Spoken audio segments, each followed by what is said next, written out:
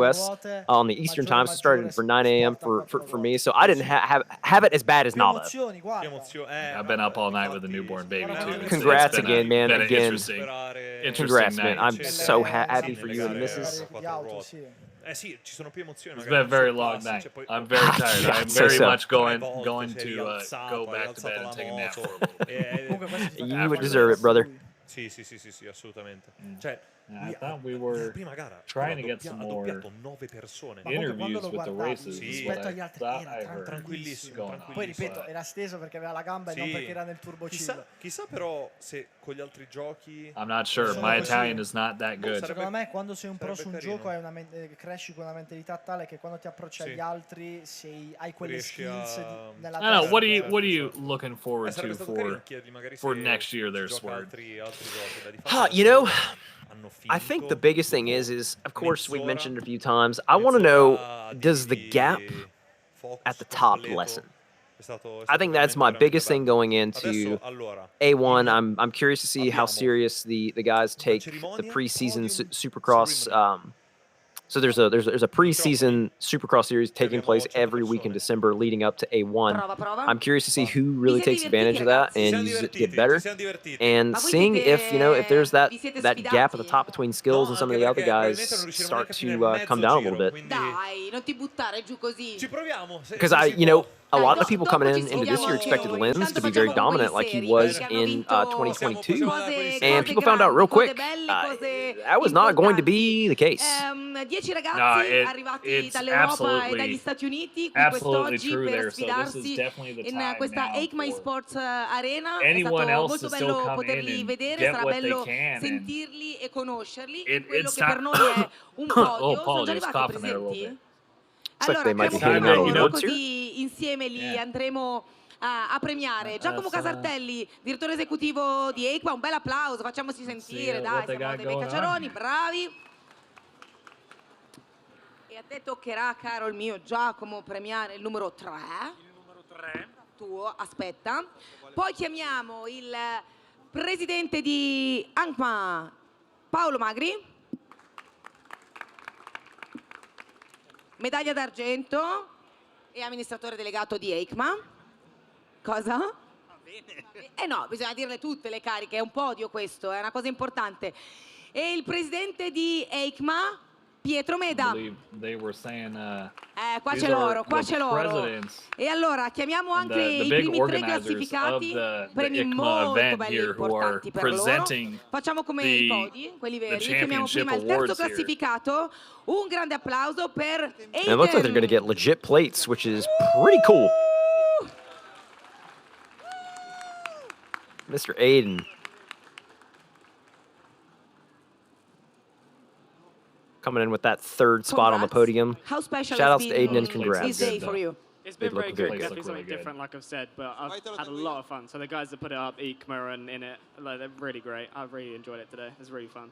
Really fun, si è divertito, è stato divertente. Vai. È stata una bella giornata per lui. Terzo classificato. Rimaniamo lì. Rimani lì. Secondo, ok, perfect. You stay here with us. Secondo classificato, un grande applauso per Linz. second place. Woo! Second place that feels like a loss for Linz, but still, what a solid ride for him, Swords. Second place I mean, is enough again- for you, or you thought to be better than second? I don't know. I came in expecting to podium, so I'm happy with a second. I'm just a bit disappointed in myself to lose it so close to the finish. But it's been a really fun event. I've really enjoyed it. And again, thank you to EICMA and everyone that's put this on. It's a massive thing for a community like ours to be recognised like this. So hopefully this is the start of things to come. Grazie. Thank you so much. And Picture. again, to your point right there, Navo, you could tell he was just very disappointed with the E ora the un second moto that grandissimo almost applauso. was, but ultimately wasn't. But again, he said he came there to podium, and he most certainly podiumed. Primo But I think he had classificato, the il win right there vincitore within di his grasp. questa But that prima leaves edizione one, dell'EICMA Navo, and there can only be Esports, one at the end of MX this all, Championship è and that Cam. one is Mr. Cam. The most dominant one-legged man right now on the track. Congratulations, first of all. Thank you. I love the way your friends congrats you. Yeah, it's nice, isn't it? It's very nice. How has it been today for you? Difficult. It's been a good day. I had such a stressful time trying to catch Linz in the last race, but I've enjoyed it. It's been really fun. So thank you, EICMA, for putting this on. Grazie a te.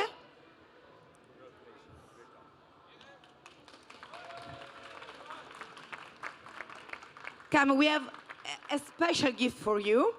Ooh. So, Andrea Special Adamo, gift for Mr. c'è Cam. What una could this be, Mr. sorpresa Nava? speciale, un grande campione. They're gonna give him the truck. They're gonna give him the truck. Campione del MX2. Whoa! A portarti un That is Andre Adamo. bel regalo. That's the man himself.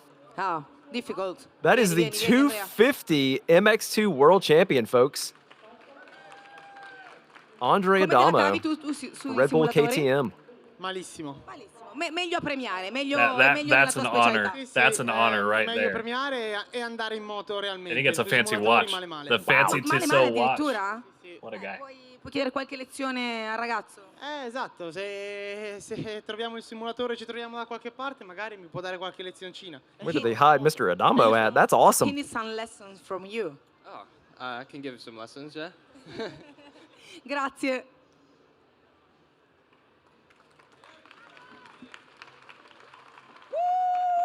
Bravo, complimenti. Congratulations. What a moment. Steffi, abbiamo You love to anche see it. un omaggio per i Absolutely. nostri... I just wish Cam would smile more. Abbiamo anche un omaggio So I imagine serious all the the time. adrenaline dump for grandissimi Cam has direttori to di be EICMA. unlike anything he's ever Grazie experienced. tantissime per averci ospitato e aver iniziato un trend che spero che ci sarà per molti anni. Quindi ti ripasso il microfono e consegno le maglie ufficiali EICMA a voi tre. Ti aiuto, mostriamole anche in camera. Dai, guarda, ti faccio io da assistente. Uela! Una.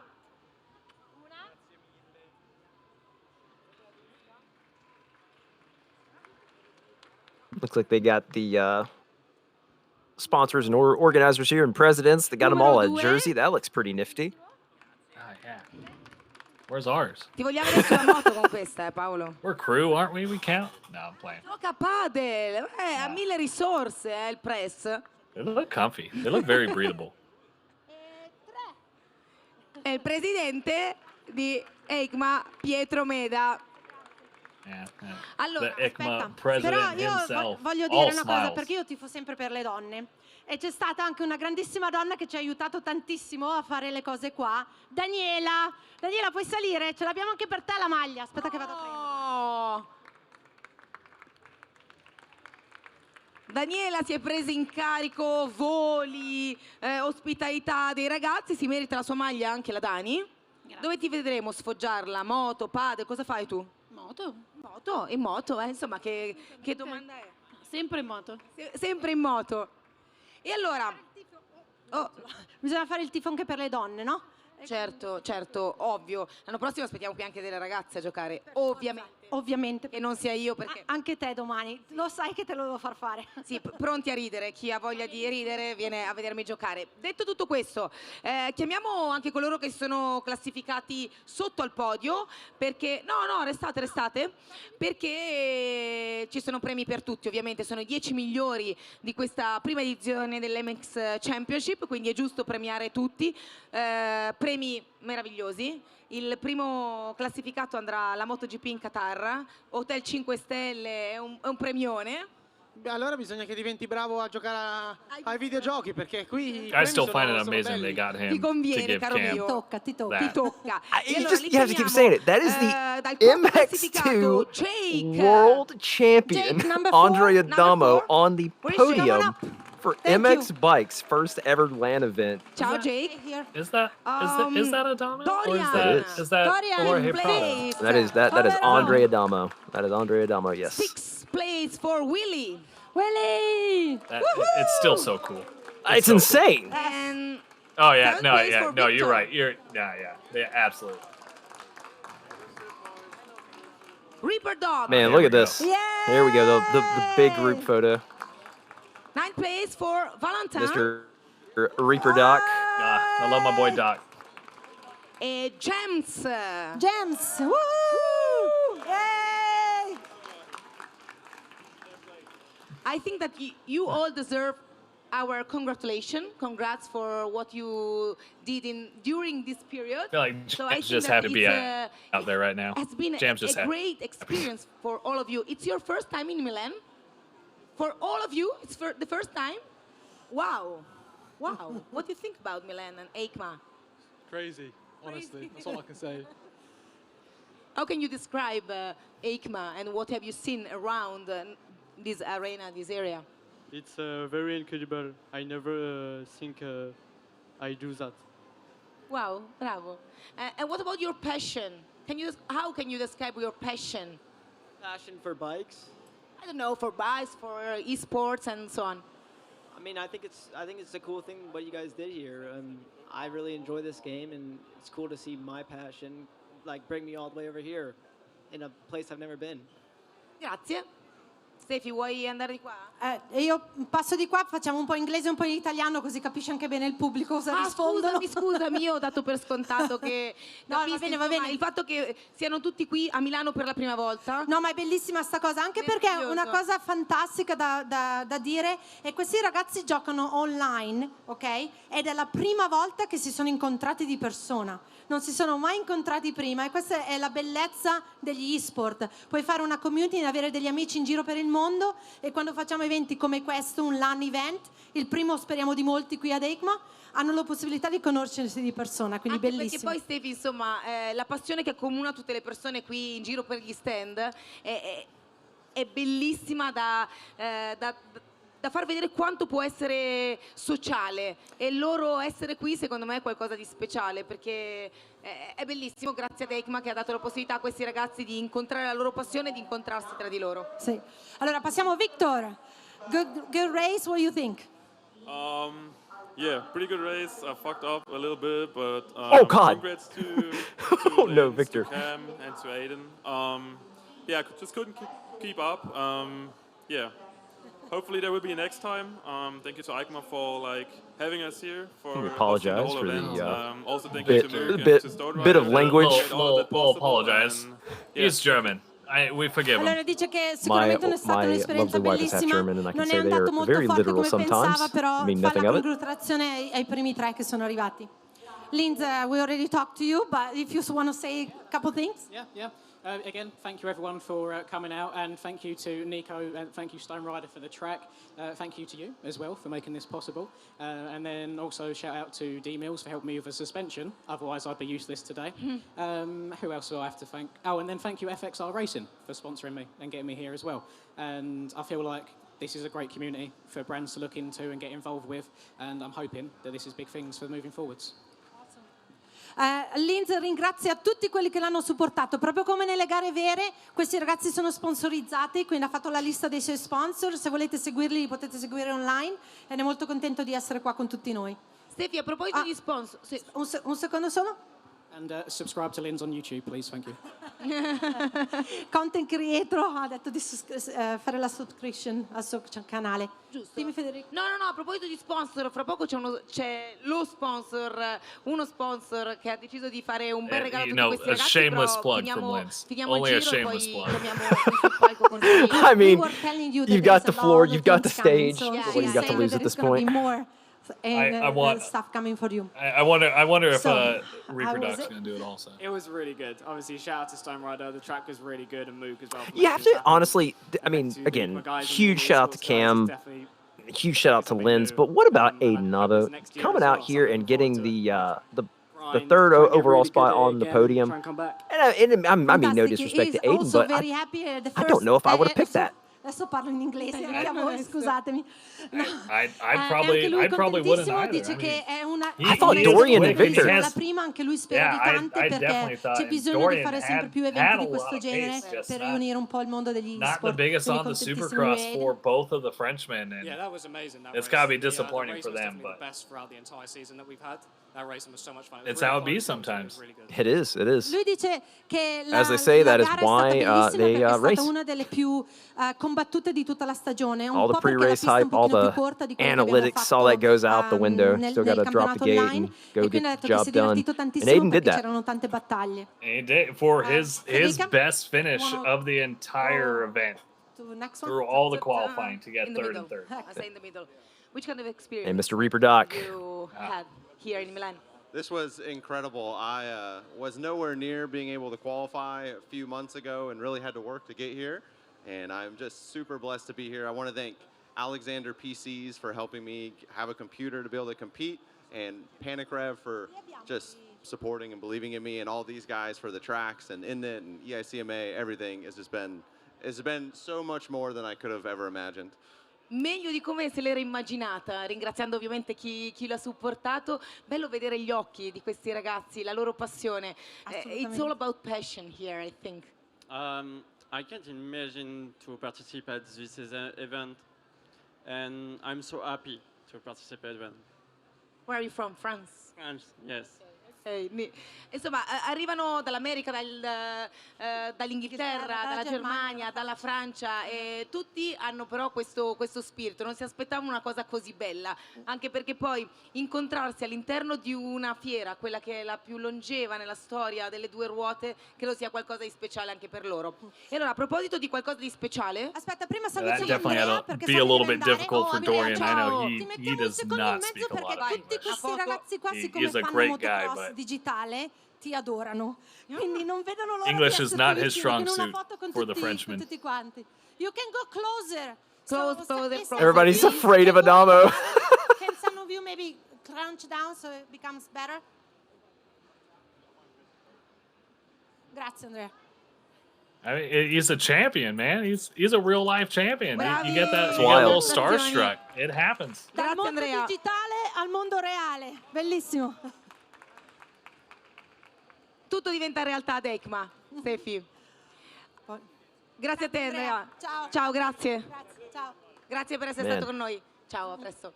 What a Dicevamo, moment. something is coming for you, so it's time to, And absolutely. ask to More crazy prizes. Walter moment. More things Giannini. for you guys. Cosa? Ha detto ancora più premi. Eh sì, certo, Sì, non sì. finiscono mai. Walter Giannini, ciao.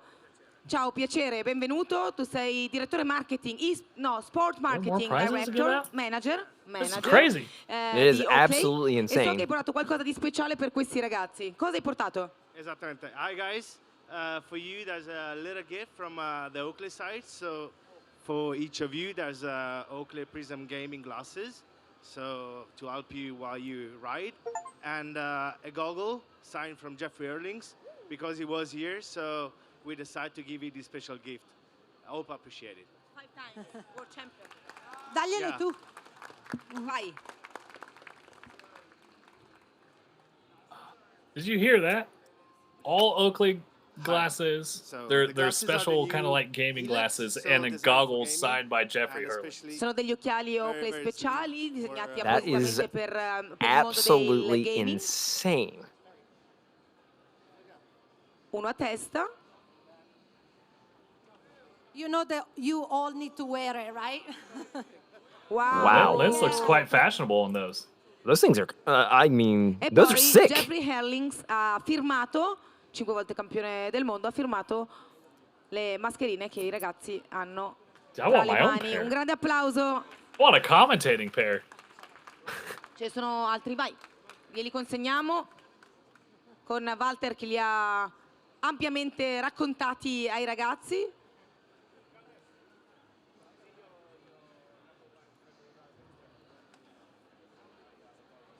Sapevi di vincere facile, in buona Put the, sostanza. Con the glasses on. Come on, let's thank the sponsor. pilota Let's put it meraviglioso. on. You want the May I help you goggles? to wear it? All right. Which one do you like to wear? This one?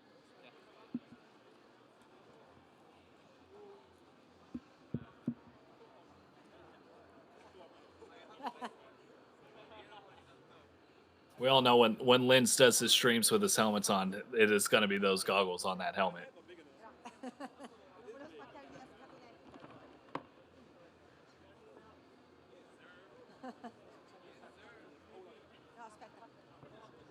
Sì, sì. Oh, they're all different colors. I'm just now noticing that. That's very cool. I do love the Oakleys. Look like you just finished I do love Oakleys. When I was 15, a little story time, Navo. When I was 15, many years ago, Everybody ready? the first official paycheck that I ever got from the local grocery store that I worked at, you know what I spent the entire paycheck on? A pair of Oakley sunglasses. And to this day, I look back and I'm like, man, I was not very smart. Look, the Oakley gas cans have been and will always be my favorite pair of sunglasses. Yeah, I think those were I have oil been- rigs, the old oil rigs. Oh yeah, I love the oil rigs too. The gas cans have been my pair of sunglasses for years and years. Although Mrs. Navo, not a fan of them. She won't let me wear them around her. Non va. Ah. Fantastic. Everybody, congratulations. Thank you to Oakley. Congratulations. Okay, so I think for today is concluded. Thank you everybody for being here to support our gamers. We hope we have inspired you a little bit. Please, go ahead, play games, have fun, and then buy motorcycles. that is about to close it So you out can go for and us race. as well, Sword. Thank you, everybody. We'll see you tomorrow. It has Tomorrow been we're a gonna ride have this morning. Another event. It It's has gonna been a be ride. VIP. It was a lot of uncertainty going into it, but as it and went Linz are on, gonna everything compete worked on out very well. I'm very simulators glad we tomorrow got on to do this this stage Navo.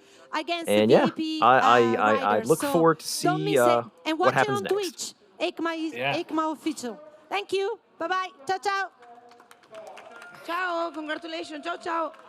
All right, well, have a good night from us, Sword, and myself, Navo the Factory Goon. Thank you guys for joining the English commentary stream, and we will see you guys next time. Take care, guys.